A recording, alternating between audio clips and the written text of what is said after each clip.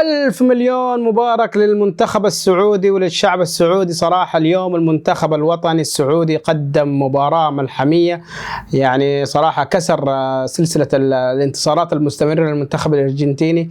المنتخب الأرجنتيني اللي يعني تفوق على عمالقة الكرة في العالم، تفوق على المنتخب البرازيلي في نهائي كوبا أمريكا 2021، تفوق على المنتخب الإيطالي، تفوق على يعني منتخبات عريقة وكبيرة، ووصل إلى سلسلة كبيرة جدا من اللا هزيمة. لكن اليوم الأخضر السعودي، صقور السعودية، فرسان السعودية اليوم كانوا على الموعد، وكانوا صراحة يعني اليوم هيرفي رينار وأبناء هيرفي رينار قدموا مستوى جدا ممتاز، مستوى متميز جدا. يعني صراحة مباراة للتاريخ، وزي ما قال الكابتن ياسر القحطاني هي أفضل مباراة للمنتخب السعودي على مر التاريخ. وأيضا عقب محمد أبو تريكة يقول هذه أفضل مباراة للعرب في تاريخ المونديال.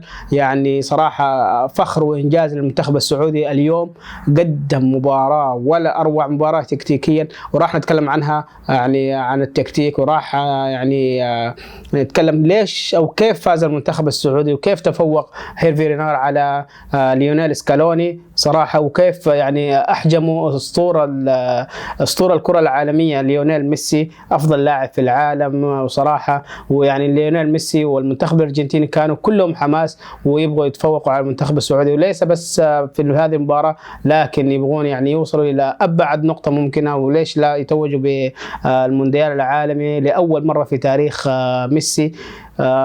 ويلا بينا.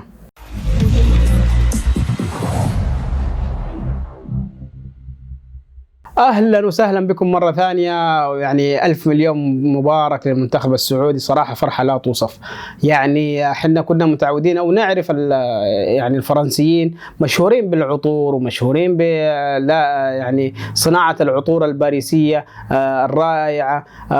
وصراحة اليوم هيرفي رينار قدم درس كروي متميز وخبث كروي وتكتيك على أعلى مستوى. يعني أنت تعرف التكتيك يعني كيف قدر أنه يقلل الفوارق الفنية الكبيرة جدا ما بين عناصر المنتخب الأرجنتيني، اللاعبين اللي كلهم محترفين في أندية كبيرة، تتكلم عن أندية يعني عملاقة جدا في تاريخ الكرة، في الدوري الإنجليزي، في الدوري الإسباني، لاعبين في الدوري الإيطالي، وكذلك لاعبين على المستوى العالي في الدوري الفرنسي مع باريس سان جيرمان. نتكلم عن ليونيل ميسي.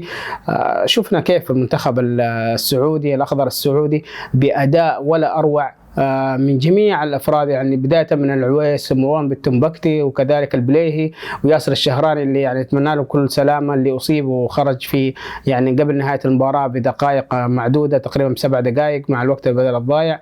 وكل يعني صراحه حتى البدلاء قدموا مستوى جدا متميز. وشفنا يعني وايضا كمان نتمنى السلامه للكابتن سلمان الفرج اللي اصيب قبل نهايه الشوط المباراه الاول، ونزل بديل له نواف العابد.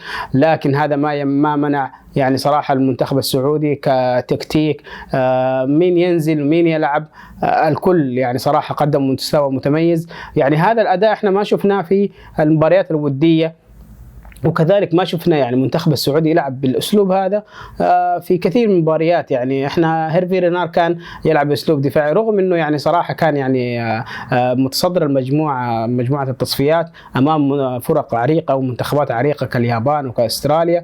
لكن المنتخب السعودي اليوم قدم اداء جدا ممتاز، وجاء اداء يعني تكتيكي من طراز رفيع. وهيرفي رينار يعني يعتبر من المدربين العمالقه، مدربين كبار على مستوى العالم.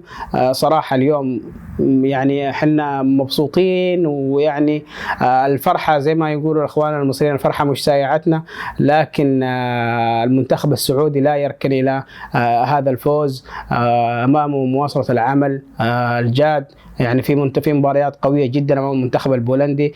شفنا اليوم يعني المستوى البدني صراحة يعني احنا تخوفنا، حتى يعني أنا تخوفت من العامل اللياقة واللياقة البدنية. لكن إن شاء الله المنتخب السعودي قادر على أن يستمر على رتم واحد في المباراة الجاية، ويقدر يعني يقدم أداء متميز جدا. يعني المنتخبات الجاية صعبة جدا، خاصة المنتخب المكسيكي والمنتخب البولندي، أصحاب يعني لاعيبة متميزين ويلعبوا بأسلوب لعب يعني مختلف عن المنتخب الأرجنتيني. لكن يعني فرسان السعودية، صقور السعودية قادرين يعني بمعنى الكلمة. يعني إنه اليوم يتفوقوا على المنتخب الأرجنتيني، المنتخب اللي يعني صراحة الكل يتوقع إنه راح يكون بطل المونديال فيفا قطر 2022، لكن المنتخب السعودي قدر على أن يحجم المنتخب الأرجنتيني رفاق ميسي وقدر يتفوق عليهم صراحة. مباراة يعني أنا شاهدت مباراة يعني في الفترة أو في الآونة الأخيرة ما شفت مباراة تكتيكية من هذا الطراز الرفيع.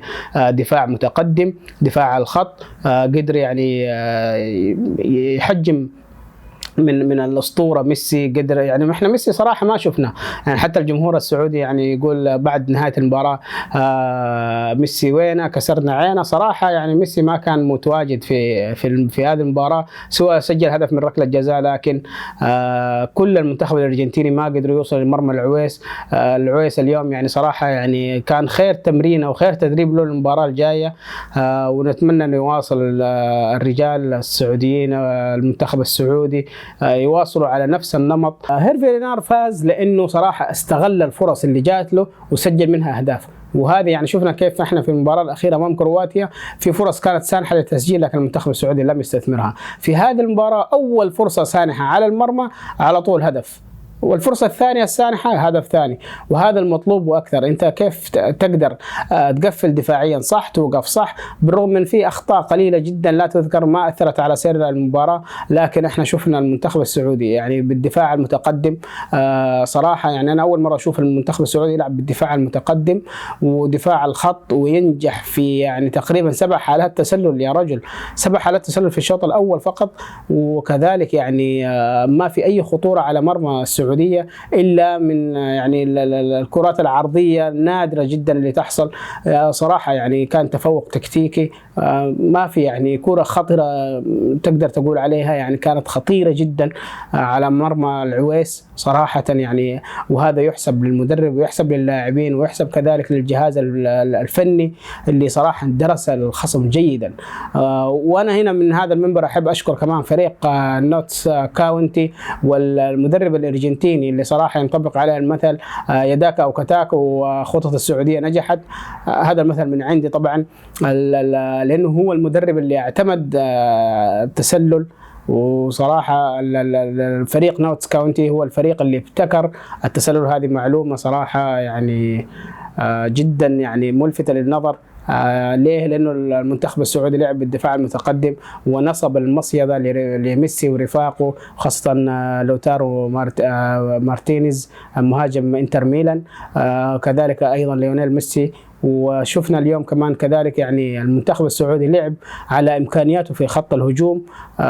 سالم الدوسري صراحة اليوم يعني قدم مباراة جدا ممتازة، وكذلك المهاجم صالح الشهري، وما ننسى فراس البريكاني اللي يعني شفنا يعني كان أو كاد يسجل هدف على طريقته الخاصة زي الهدف اللي سجله في المرمى الياباني أعتقد في التصفيات، لكن ما حالفه الحظ. يعني المنتخب صراحة محترم، منتخب سعودي قادر على يمضي قدما ويمشي يعني قدما زي ما ذكرنا في هذه البطولة، وقادر على انه يتخطى دور المجموعات وحتى يتخطى دور 16 بالاسلوب اللي احنا شفناه بالتكتيك. يعني صراحة اخذ المباراة على مراحل كثيرة. وشكرا صراحة للجهاز الإداري والفني، وصراحة للاعبين سواء البدلاء وحتى يعني صراحة اللاعبين الأساسيين اللي قدموا مستوى جدا ممتاز. وصراحة يعني أعتقد أن المنتخب السعودي دخل المباراة يعني فوزه بهذه المباراة، يعني دخوله في المباراة هذه ودخوله لأجواء المباراة صراحة كانوا يعني أبعدوا عنهم الرهبة. ربما تعلموا من المنتخب القطري اللي كان صراحة تهزم من الإكوادور برهبة وخوف، ولما قدموا ربع أدائهم اللي كانوا يقدمونه في المباريات الماضية. لكن المنتخب السعودي كسر هذا الحاجز، وهذه النقطة الأولى إنه دخلوا بدون رهبة، دخلوا 11 ضد 11 زي ما ذكر عبد الله المالكي في إحدى تصريحاته.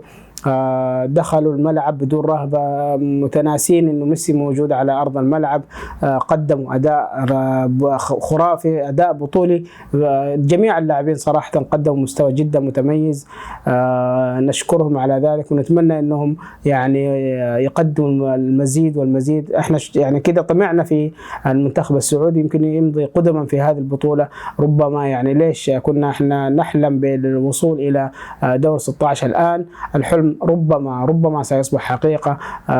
نتأهل لدور 16، وليش لا لأول مرة في تاريخ العرب في المونديال يتأهل لدور الثمانية. ويعني صراحة الفريق السعودي أو المنتخب السعودي قادر بالعناصر الموجودة، بالتكتيك الموجود، قادر أن يمضي قدما.